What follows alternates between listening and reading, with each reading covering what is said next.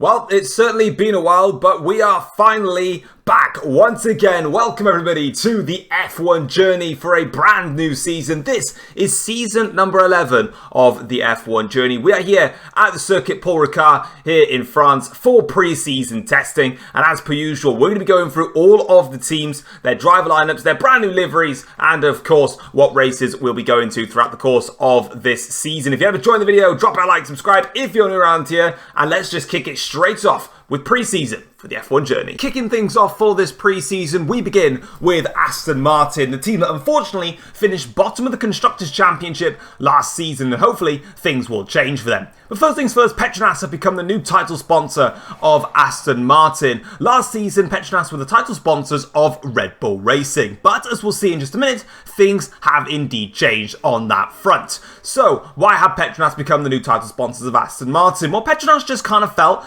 very much unhappy with Red Bull's proposal to them, as Red Bull decided that they didn't want Petronas to be their title sponsor anymore and had a different option lined up, but they still wanted to keep Petronas as one of their sponsors. That was something that Petronas just weren't willing to do, considering that they had signed a contract with Red Bull to become a title sponsor for multiple seasons and opted to jump ship elsewhere, and Aston Martin were more than welcome to allow Petronas to be their title sponsor for this season, so they have just done that. Another, well, not necessarily a sponsor, but a driver that has been feeling rather unhappy, it was Oscar Piastri. Oscar Piastri was part of Ferrari last season, and of course, there was a lot of issues last season with regards to Ferrari really wanting either Max Verstappen or Lewis Hamilton at that team. Eventually, they came out with none of them and signed Lando Norris and Oscar Piastri. However, there was just that feeling for Oscar Piastri that he just wasn't really feeling wanted within the team, and that he just had that feeling that at some point, when one of those top drivers would become available, they would get rid of him straight away. So he decided to do it for them and leave. And he has joined Aston Martin alongside Théo Pourchaire, who stays with the team for yet another season. But what's been happening with Aston Martin over the pre-season? Well, they've been very, very happy with their car. They feel like they've made some really, really positive steps in the right direction, and they felt that they were very, very comfortable with the way the car was handling. The straight line speed seemed pretty decent, and overall, they just felt very competitive. Whether it's going to lead to them consistently scoring points is another matter. They say that while they felt very, very happy during pre-season and got plenty of mileage under their belts, they still need to basically see, when it comes to the first round in Bahrain, whether they're really up there with the top teams. BMW were next to hit the track at the Circuit Paul Ricard, and as like Aston Martin, they too have got a new partnership to announce, and that is that Panasonic have joined the team as a new sponsor. This is not a title sponsorship like Petronas with Aston Martin, but it is a big sponsor that is definitely going to bring some more investment towards the team, and potentially in the future they may expand it to a title partnership deal. Mason Woods is retained by BMW, with Stoffel Vandoorne joining the team after he decided to leave Red Bull to come to BMW. Now, what's been happening with BMW during pre-season testing? Well, unfortunately for them, they were lacking crucial running during pre-season here at Circuit Paul Ricard due to the fact that they suffered with multiple engine issues. Now, on the plus side of this, BMW have worked out exactly what's been causing these engine issues, and in particular, they've been suffering with significant overheating from the engine, which has meant that they've had to constantly come into the pits to avoid the engine getting to a point where it catches fire, and obviously that would be a hell of a lot worse for them. Now, obviously, this has curtailed their running, which means in terms of overall performance, they do feel they're a little bit behind.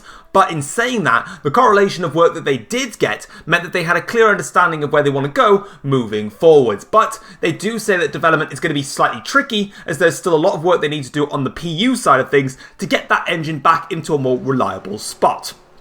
And lastly, just a little bit of an interesting one on Stoffel Vandoorne, of course. As I said, Vandoorne has joined the team from Red Bull. Now, interestingly enough, Vandoorne, when he came out in his first interview for BMW, not only was he obviously stating that he was really, really happy to join the team and it was something that he wanted to do, he also claimed that he actually attempted to join BMW at the start of last season. However, he said that that move was actually blocked off by Red Bull themselves. So the question kind of bears down to, how did Vandoorne get this move in the first place? Obviously, it could well be a contract situation piece, or did Red Bull finally understand that Vandoorne just wanted to leave and actually decided to let him go this time? Be an interesting one to catch up on for that one. Next up, we've got the team in green. It is Adidas Jaguar that took to the track here at the Circuit Paul Ricard, not without a little bit of a slide through the exit of turn 2.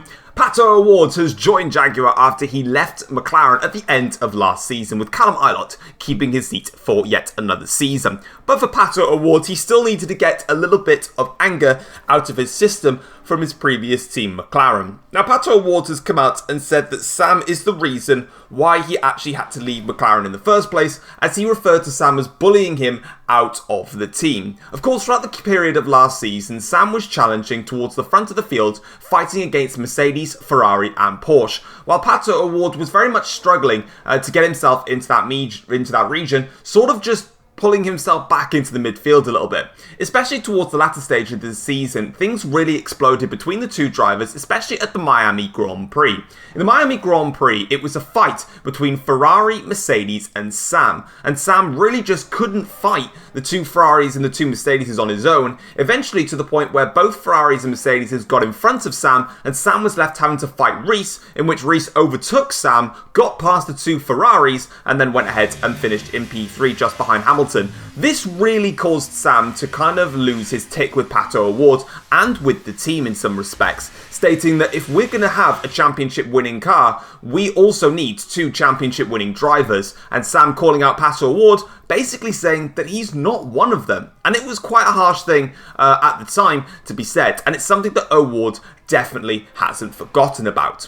Now, speaking of the team though, how have they been doing after pre-season? Well, overall, they've had quite a decent pre-season test. They managed to get plenty of mileage in under their belts, which is obviously something that you want to be doing. And they say that they've got a decent baseline for their car to start this season with. They don't believe that they're going to be challenging at the front for the start of the season. However, what they have noted their current season to be down to is their development program. They say that as long as they can get their development program on point and their upgrades work as they're intended to, there's no reason why they can't make further strides up the field. So there's positive optimism for Jaguar as they go into this season. It's Renault's turn to hit the track here at the circuit Paul Ricard, and there are no driver changes at all for Renault. Daniel Ricciardo and Pierre Gasly retain their drives heading into this season, to the surprise of many sources within the paddock. Gasly had a very poor season overall, with Daniel Ricciardo definitely being the man to carry the team throughout the course of last season.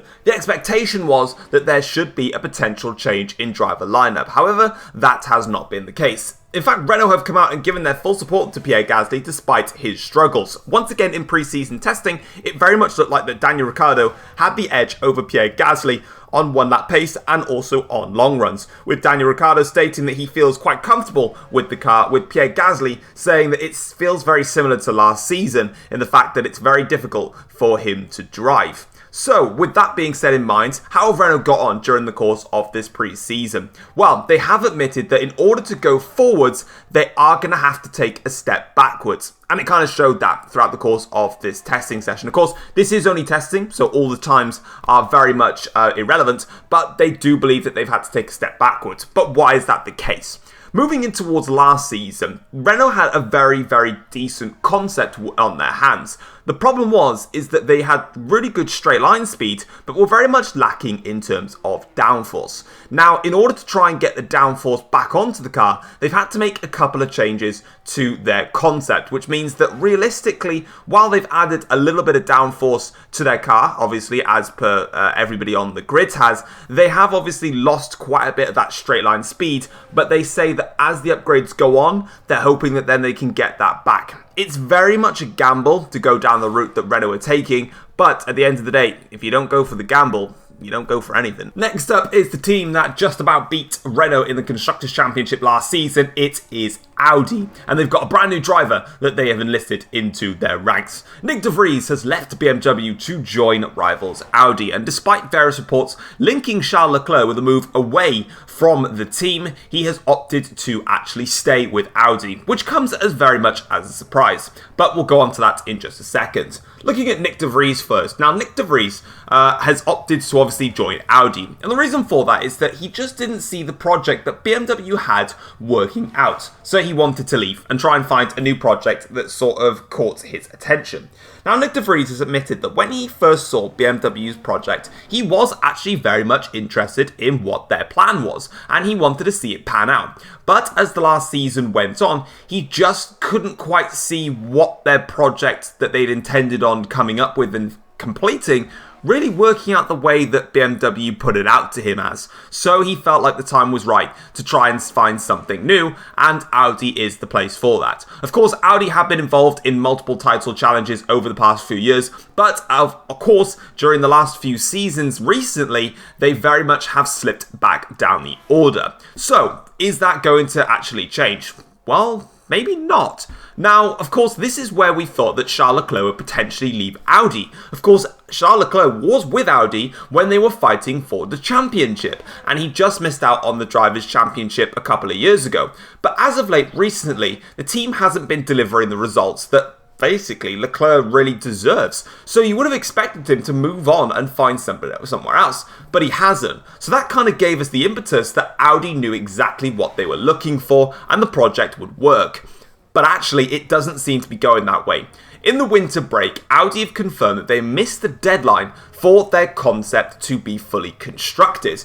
Now, what they meant by this is that there are multiple elements of their car that they say are in line with the project that they are going with. But there were a couple of key elements. Now, they wouldn't inform us on what was wrong, but there were a couple of key elements where they had multiple different projects constructed that they could basically go with. For example, if it was their floor, they would have had 3 different floor types that they were looking at and could then see what they could develop in the future. Effectively, they just weren't sure what was the best one, to the point where they actually missed the deadline for getting these 3, for example, floors constructed and put onto the car.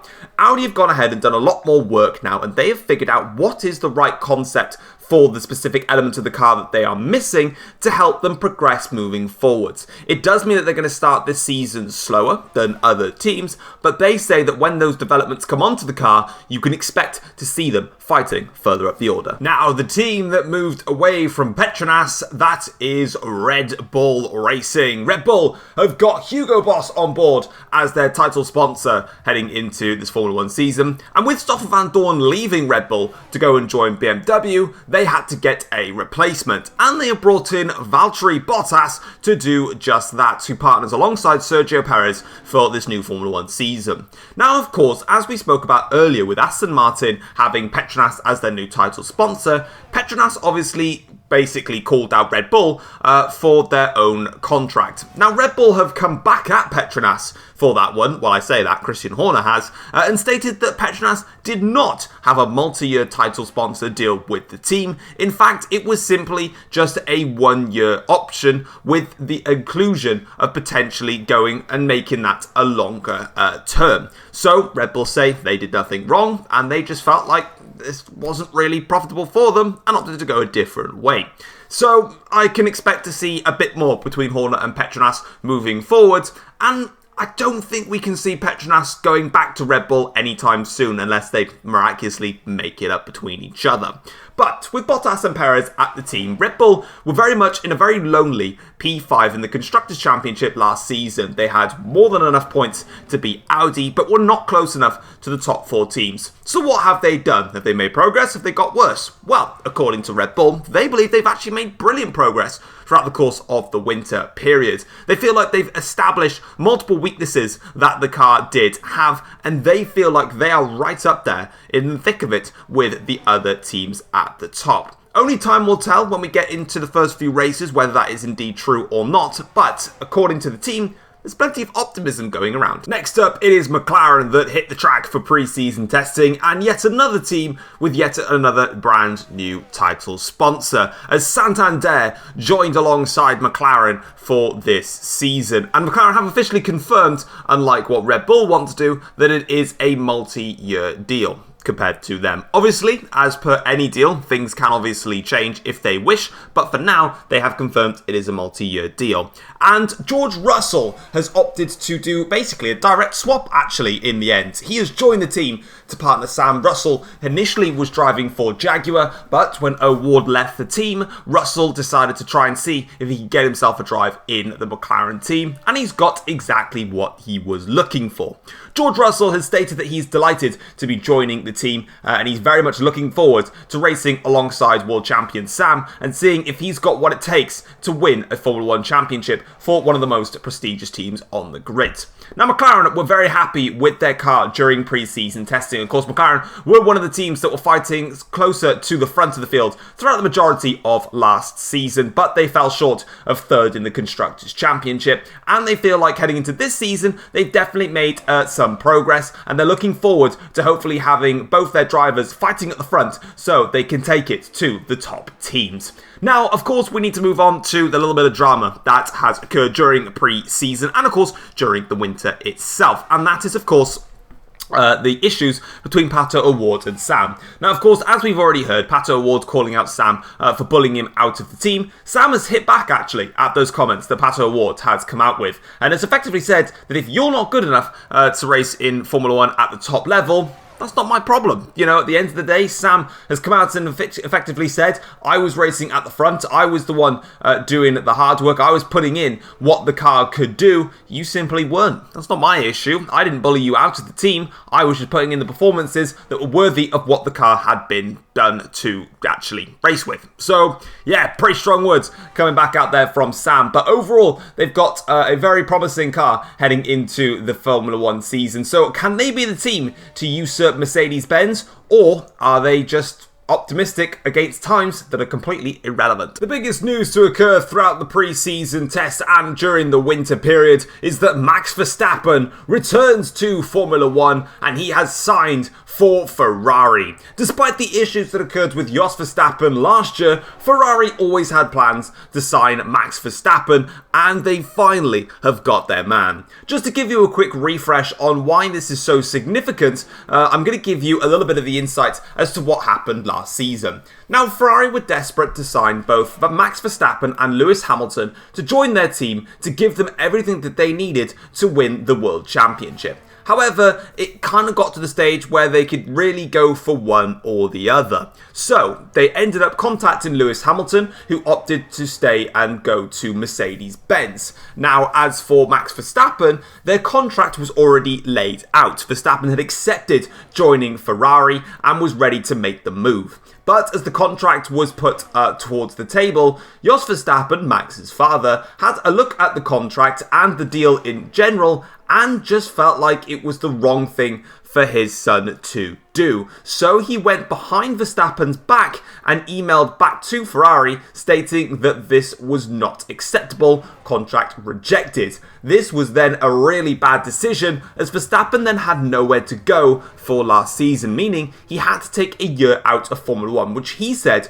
was one of the hardest years of his life. Now, after a big family tension between the two of them, Verstappen went his own way, told Jos to not do anything regarding his contracts anymore, and Verstappen went ahead and recontacted Ferrari, and Ferrari came back to him and said, when can you join? And that's exactly what happened. Now, as for Lando Norris, he is staying with Ferrari. Ferrari have been really happy with Lando Norris throughout the course of last season and were more than happy to have him join alongside Max Verstappen. Ferrari now do believe that they have got everything they need to challenge for the Formula 1 title this season. They believe their car is quick enough to win multiple races. They believe they've got two best drivers on the grid, and they're ready to go ahead and take the fight to every single team on the grid. Are the prancing horses really back?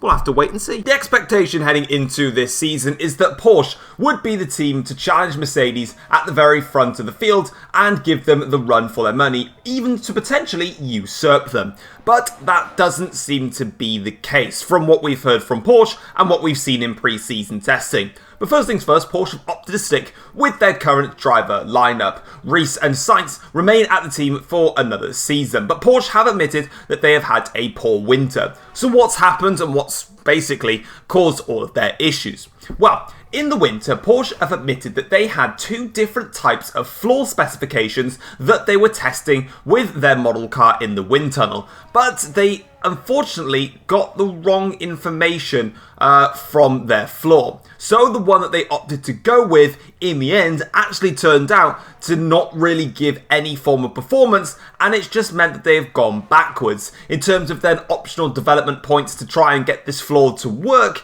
they just weren't seeing anything in the wind tunnel. It was very confusing for them. The floor that they've actually got on the car right now was showing better results than the floor that they decided not to go ahead with. But then when they started to compile some potential different changes to the floor that they picked to then retest in the wind tunnel, they then got the result back to show that it was actually of a worse performance than the base specification of the other floor that they opted not to go with. So they had to do a lot of work in the wind tunnel to try and get the calibration correct. Eventually what they found out is that the floor that they've actually opted not to go ahead with, the base specification of that is much, much better than the one that they've got. And then when it terms of trying to tweak it a little bit with a couple of areas of the floor edges and the floor fences, they could see that there was actually a much stronger threshold for that floor. But because they opted to not go ahead with that floor, initially thinking that it was absolutely fine, they are starting this season on the back foot. They do believe that once they get this floor on the car, which they hope will only take them at least the first 3 or 4 races of pain before they can get that on the car, they believe it will really shoot them up the order and get them back to where they believe they could be. But unfortunately for them, it does mean that they are going to be starting on the back foot. So right now, the most important thing for Porsche is just getting as many points as they possibly can while they know they're going to have to suffer. Last but certainly not least, it is the all-conquering Mercedes-Benz Formula 1 team from last season. They managed to win the Constructors' Championship and the Drivers' Championship, claiming a 1-2 in the season, with Lewis Hamilton just beating Tom to the championship in a climactic finale of last season. But despite the fact that Mercedes dominated last season, that doesn't mean that there has not been some change within the team. First things first, yet a new title sponsor for a team. Mercedes-Benz have introduced CrowdStrike as their new title sponsor, officially naming themselves as Mercedes-AMG CrowdStrike. Mercedes, however, have not changed their driver lineup. Lewis Hamilton and Tom both stay at the team for this season. There was speculation about both drivers potentially making an exit from the team. Lewis Hamilton with the potential exit that he returned to Mercedes-Benz and got the World Championship that he thoroughly wanted, and of course there was expectation that Tom could potentially leave Mercedes after Lewis Hamilton beat him to the championship. But both of them basically came up with the same answer. Lewis Hamilton said that he's super happy with Mercedes and was really happy with the car, the plan, the concept, and just felt like he was back home again. It was the same with Tom. Tom also felt like he was back home again, and in terms of his championship battle with Lewis Hamilton, he's lost zero respect for his teammate. In fact, he says that he's gained even more respect than he previously had for Lewis Hamilton. Now, how have Mercedes got on? Well, the biggest surprise really from Mercedes was that last season they introduced a very bold zero-pod concept. And it worked. That's why they won both their championships. But this season, they've not done that. They've actually dropped the zero-pod concept. So what was the reason for that? Surely if you've got a concept that worked, why get rid of it? Well, Mercedes said that after this dominant season that they had, they'd basically maxed out the development that they feel that they could get out of the concept that they had, and they felt like they didn't really have a choice but to switch it up. There's lots of elements of the car that still remain from last season, but overall they have felt like it was the right time to move on from that concept. As they said, they just didn't see any form of development path that they could take to get it even quicker than where it was. So they felt like if they stuck with where they were, they'd probably start the season pretty competitive and then just drop off as the season went on. Now, for them, in terms of what they've got now, how have they got on in pre-season? Well, overall, very, very well. Both Lewis Hamilton and Tom have said that the car feels extremely fast, and that is a positive for the team, and they can see that obviously from the data and the performances. Where they feel like they're going to struggle a little bit, both Tom and Hamilton have admitted that the car is quite difficult to set up the way that they like it. They say that they've had to adjust their driving style ever so slightly to suit the car. However, it doesn't stop it from being fast. So I guess if you've got to make a sacrifice, it's a sacrifice on your end rather than on the car's end. And there you have it. There are all the Formula 1 teams that are here for pre-season testing. Their brand new liveries, their brand new title sponsors, their brand new lineups. But of course, we need to find out where we're going to be racing throughout the course of this season. So let's get straight into it. F1 is set to race at Las Vegas and Qatar, two brand new racetracks that are being introduced to the Formula 1 calendar. The other changes is that Mexico has missed out on its spot on the calendar after it took over from the Canadian Grand Prix last year. The Canadian Grand Prix is still not on the calendar as due to the incidents that happened in Montreal last year. It still means that there is still a lot of work going on to obviously rebuild the circuit and the grandstands, so it is still not available to be selected for the calendar. Therefore, Spain takes its spot on the list, and of course we've got brand new circuit layouts at the Spanish Grand Prix and also for the Australian Grand Prix, which keeps its place on the Formula 1 calendar. So without further ado, let's get straight into the list of races that we will be going to. First things first, we will be starting things off with a Middle Eastern adventure as we go to the Bahrain Grand Prix circuit for round number 1 of the season, with round number 2 taking place at the Saudi Arabian Grand Prix circuit, the Jeddah street track, full of high-speed, narrow, twisty corners that will really test all of these drivers. Round number 3 is the Abu Dhabi Grand Prix, followed by round number 4, the Qatar Grand Prix. The first time we'll be seeing ourselves at that racetrack. Next up then, we go to Australia for round number 5, and obviously an opportunity for the teams and the drivers to have fun on the brand new layout for this circuit. A lot more high speed, and it should be very entertaining. Round number 6 of the season takes us to the legendary Suzuka circuit in Japan, followed by round 7, which is the Singapore Grand Prix, and a classic street race which will really test the drivers to their limits. Next up then, we return to the Netherlands for the Dutch Grand Prix, and that is going to be a big one with Max Verstappen returning to Formula 1. Round number 9 takes Formula 1 back home to the British Grand Prix at Silverstone, with round number 10 at the Emilia-Romagna Grand Prix in Imola. Then we've got the Spanish Grand Prix, and of course, like I said, we've got the brand new layout for the Spanish Grand Prix, a lot more high speed, especially in the final sector, so that is going to allow these cars to follow even better. Then we go to the Styrian Hills for Austria for round number 12, followed by the Italian Grand Prix for round number 13 at the Temple of Speed in Monza. Round number 14, we take ourselves over to the Portuguese Grand Prix circuit for a roller coaster of a ride over there, followed by the Belgian Grand Prix round number 15. Then round number 16, we see ourselves going to Las Vegas for the first time and seeing the cars racing down the iconic strip,